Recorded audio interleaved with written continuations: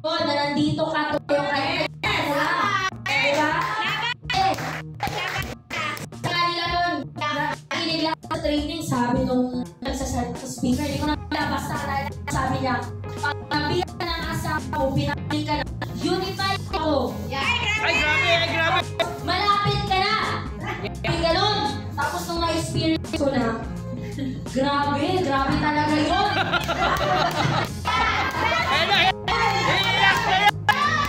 Sa Locar, malapit ka ito. Yung tipo, tapos naranasan mo yun, hindi ako malapit na ako. Kasi, noong time na yun, bumabagyo sa Bicol. So yung Bicol kasi, ano yun, di ba? Bagyo. Kahit walang bagyo na din, pero normal yung unang malakas na hangin. So nung napunta kami doon, kasi sabi ko sa kasi walang signal na bahay. Pupunta pa doon sa highway, kasi malayo talaga. So hindi kaya lakarin. Sabi ko, ihatid mo ako doon. Siyempre, malayo pa ba ako pumunta doon? As in, ano talaga siya, yung mga lubi-lubi ba? Ano ba yan? Niyog! Yes, tapos walang mga ilaw-ilaw. So natatakot ako, tapos mga putik-putik pa ganyan. Sabi ko, ihatid mo ako sa sasakyan. Tapos kahit punta tayo doon sa payment center kasi may payment center doon sa Bicol before. Nag-open kami before doon. May signal, maka-attend. Kasi whatever it takes niya, sabi ni Upline, di ba? Kahit bagyong patay, kung kumit. Kaya dyan ang niyo, patay ka talaga. Bagyo, di ba? Oh, di ba? Tapos, sinama ko ng asawa ko, pero labag sa kalooban. Andyan siya, no? Nakalive! Di ba, guys, apply, mamaya na. Patay! Apply pala ako.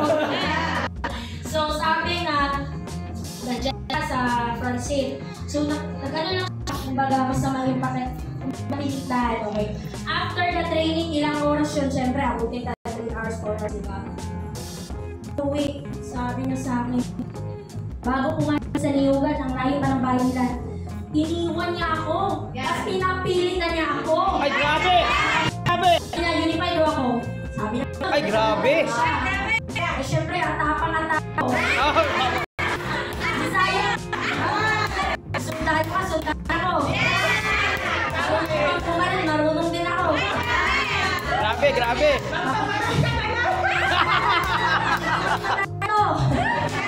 So sabi ko sa kanya, unified. Walang pagdatisip. Ay, grabe! Pero, bakit? Ikaw lang ba yung magulang mo lang buhay? Yan. Magpe-payback ako sa parents ko. Kung ayaw mo mag-payback sa parents ko, ako gusto mag-payback sa parents ko. Gusto ko kayo mga kapatid ko, kasi 7 po kami magkakapatid, ako po yung bunso. And lumaw ako ng pamilya na broken family. So ako yung feeling ng isang bata.